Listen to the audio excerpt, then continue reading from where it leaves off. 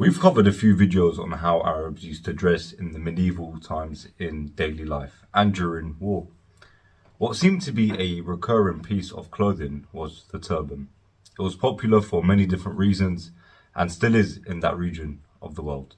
So let's have a look at medieval turbans in the Islamic and Arab world. Welcome to the Golden Middle Age.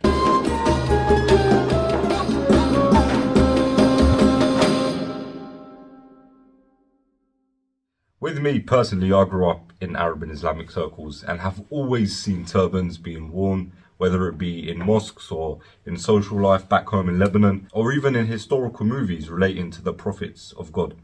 It has always fascinated me, and what is even more interesting is that this piece of clothing dates back to before the medieval times. It shows how much history it has and its significance. It's a symbol of Arab and Islamic culture. It's a reminder of the rich history and traditions of this region. The turban is also a reminder of the diversity of the Arab and Islamic world, because there are many different styles of turbans, each with its own unique history and importance. The turban can be traced back to Mesopotamia around 2300 BC. It's also believed to have originated in Persia, modern day Iran. And the turban was first adopted by the Arabs in approximately the 7th century. You can see there is no established and accurate time frame of when and where it originated, but what we can establish is that it's old. Alright? The turban became popular in the Islamic world during the Umayyad Caliphate, and its peak of popularity came during the Abbasid Caliphate, and that's without saying that it was there before that. The turban, in simple terms, is a head covering that has been worn in the Arab and Islamic world for centuries. It's primarily made of a long piece of cloth that is wrapped around the head, but it's wrapped in a variety of different ways and styles. It can be used for different reasons, such as to protect your head from the sun, as that was the climate in the medieval Arab world, especially for Arab nomads. It also is able to keep the hair in place. However, what it also does is show social status or religious affiliation. If we want to have a look at today's world, for example, we can see that the turbans which are worn by Islamic scholars tend to differ. Different sects and schools of thoughts wear different turbans and of different colour. To give you a quick example, scholars that wear a black turban means that their lineage traces back to the Prophet Muhammad, peace be upon him. They're known as Sayyids, which is more common in the Shia school of thought and for Shia Muslims. But what also symbolises a scholar being a descendant of the Holy Prophet is the green colour, which is worn by not just Shia Muslims but by different sects in Islam. The white turban would be the standard one worn by all schools of thoughts and scholars. And in the medieval period, the turban was also very popular for both men and women. If you want, you can check out some of our previous videos of what men and women used to wear in the Middle Ages. I'll leave them in the description below. Turbans were often worn by scholars, religious leaders, and rulers, as we stated earlier.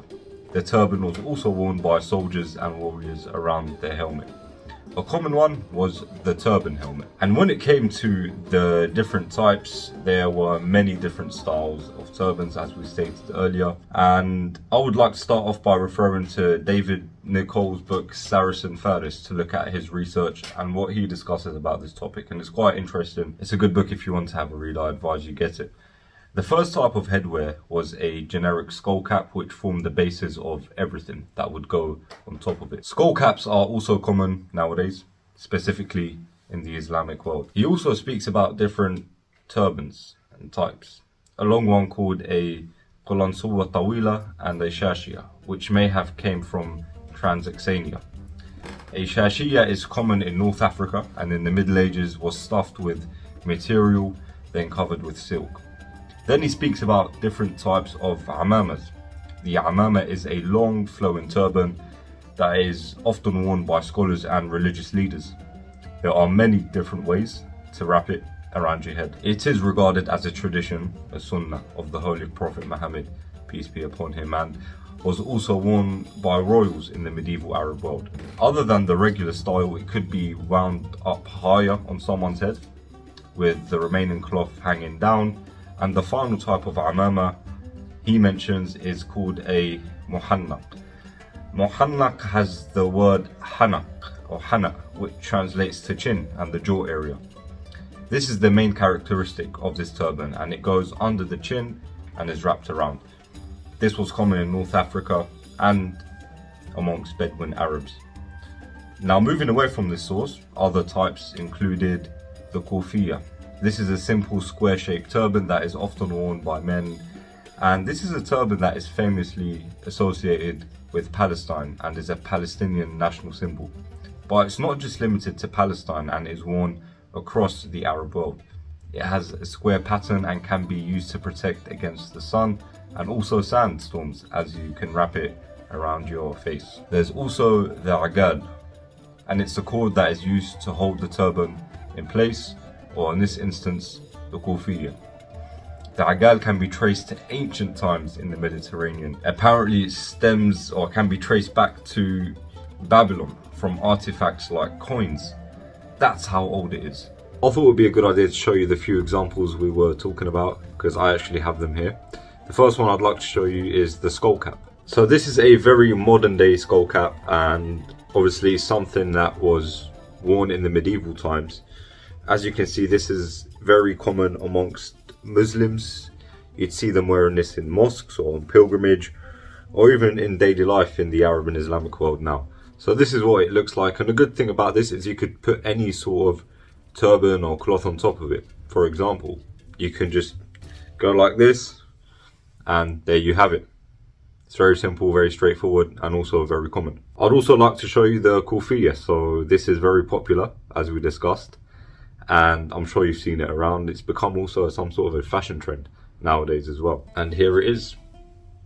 This is very, very popular, especially amongst the Palestinians, and it's a symbol of their nation and their national cause, and I think it's really, really nice. And you could wear it on your shoulder like this, or even on your head, and put the skull cap under it. What I'd also like to show you is this. Now, this is very common amongst Islamic scholars, specifically those that are descendants of the Prophet Muhammad, peace be upon him. We said that the turban, if worn by Islamic scholars, would be black. Yes, that is true, and that's the most likely one.